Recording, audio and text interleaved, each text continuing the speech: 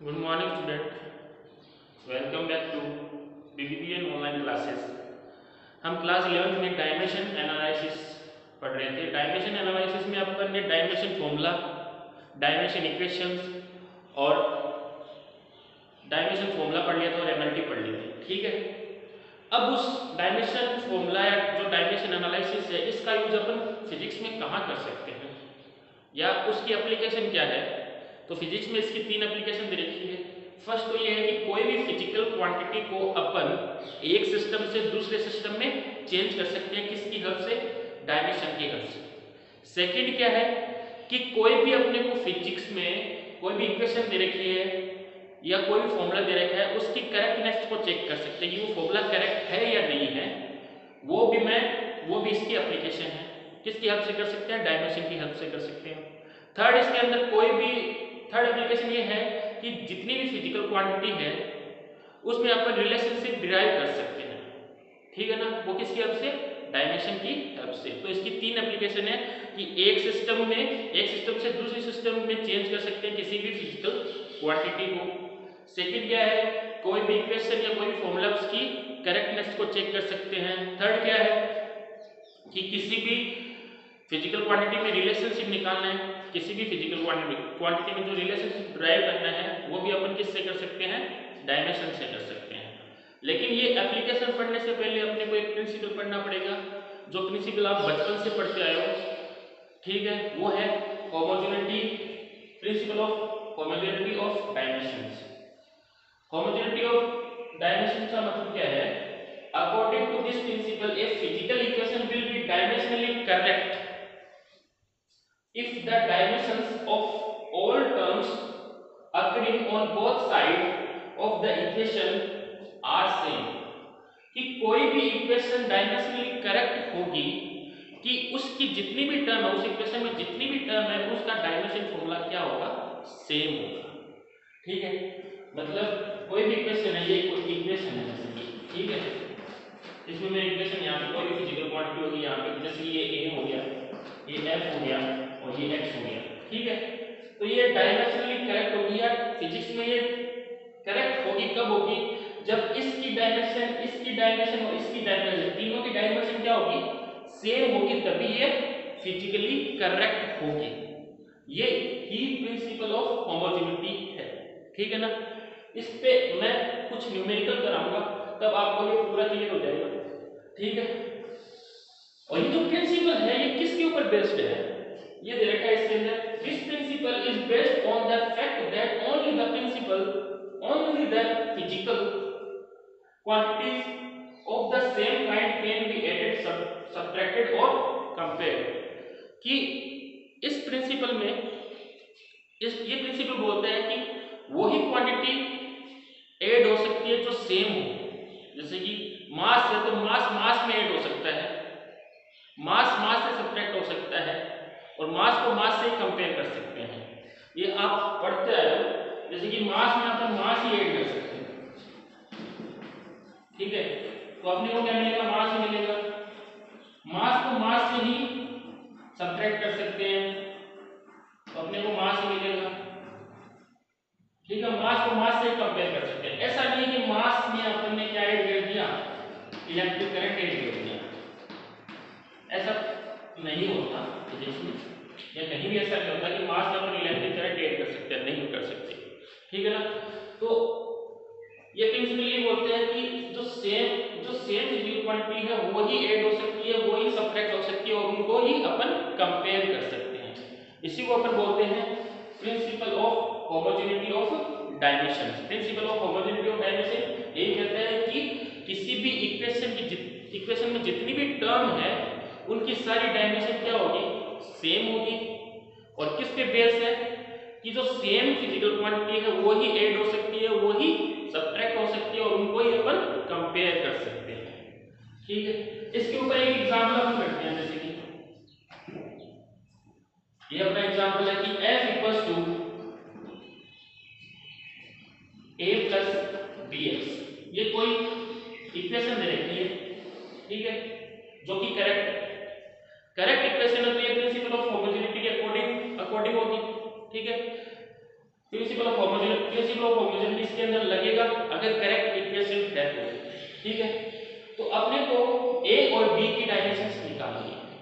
F इसके अंदर क्या है, फोर्स, एफ क्या है, फोर्स। एक्स क्या है इसके अंदर,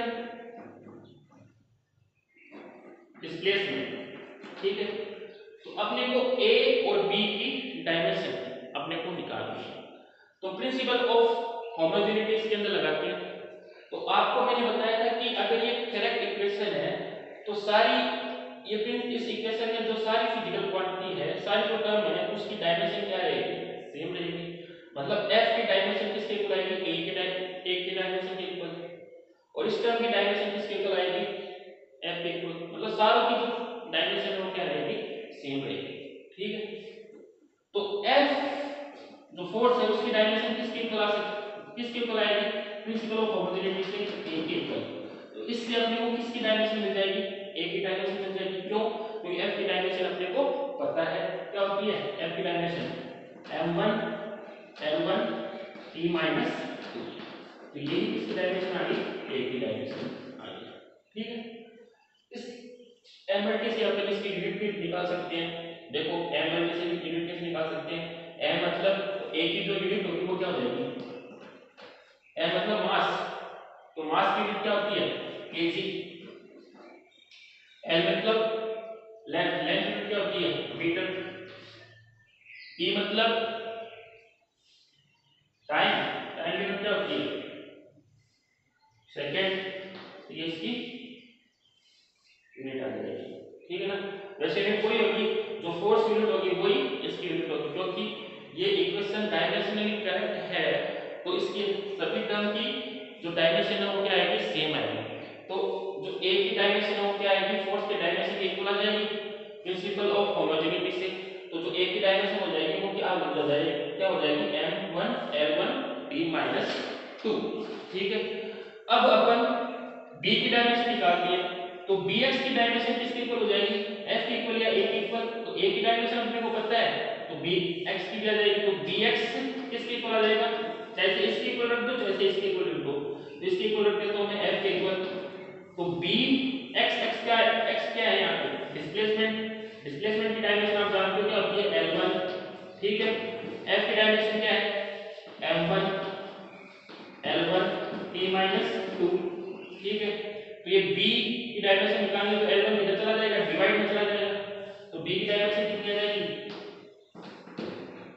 डिवाइड में ये गया तो आ जाएगा m1 l0 t माइनस 2। ये b की डायमेंशन अपने को मिल जाएगी m1 l0 t माइनस 2। तो ये एक एग्जांपल हो गया। एक एग्जांपल और करते हैं अपन,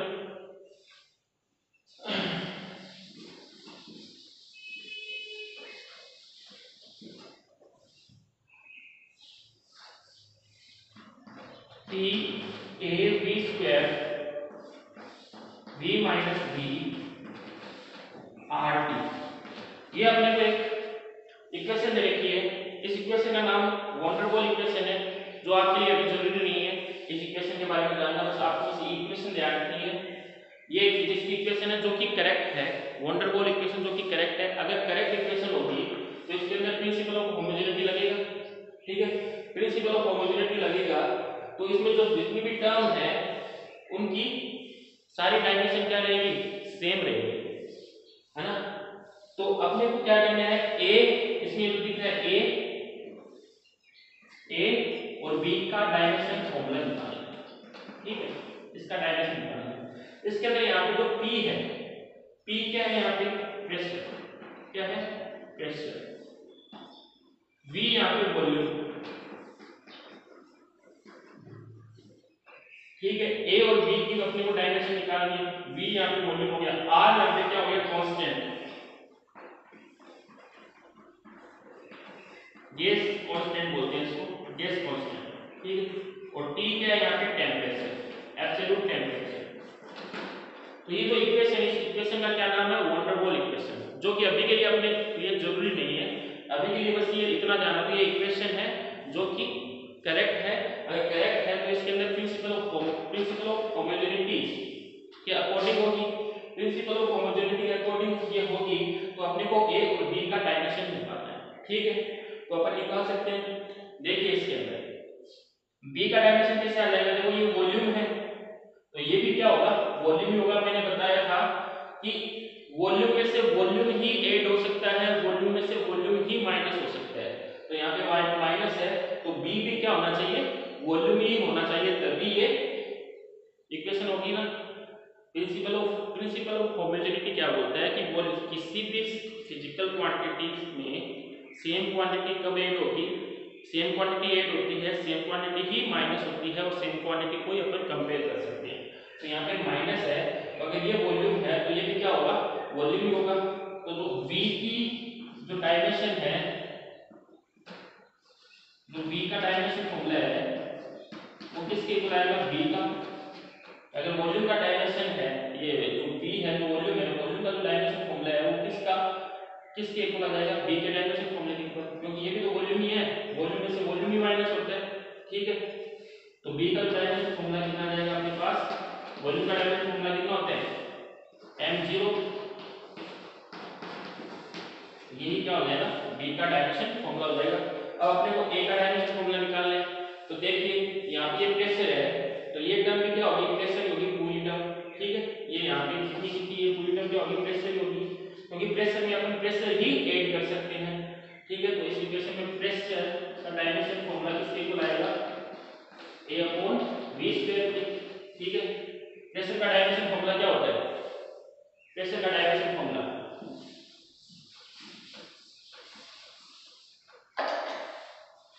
प्रेशर क्या होता है, फोर्स अपॉन एरिया, ठीक है। तो इसका डायमेंशन फॉर्मूला निकालने पर फोर्स का क्या होता है, m1 L1 T-2, एरिया क्या होता है L2। तो प्रेशर का जो डायमेंशन फॉर्मूला क्या आ जाएगा, m1 L-1 T-2, ठीक है।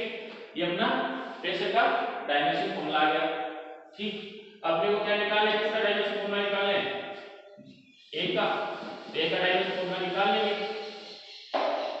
तो देखो जो प्रेशर का डायमेंशन फॉर्मूला है वो किस टर्म के इक्वल आ जाएगा, a/v², v यहाँ पे वॉल्यूम है। प्रेशर का डायमेंशन फॉर्मूला कितना है, अभी निकाला था, m1 L-1 T-2। a का अपने को डायमेंशन फॉर्मूला निकालना है, v का वॉल्यूम का डायमेंशन फॉर्मूला क्या होता है, L3, ऊपर स्क्वायर तो स्क्वायर लग जाएगा, ठीक है। तो ये इधर मल्टीपल हो जाएगा, कितना आ जाएगा, a का dimension formula m1 L-1 T-2, ये L3 और 2 मल्टीपल होके कितना हो जाएगा, L6, और L6 इधर मल्टीपल होके ये L6 इधर मल्टीपल हो जाएगा। तो जो a का डायमेंशन फॉर्मूला आ जाएगा वो कितना आ जाएगा, m1 L5 T-2। तो ये प्रिंसिपल ऑफ होमोजेनिटी पे मैंने आपको दो एग्जांपल करवा दिए थे, ठीक है।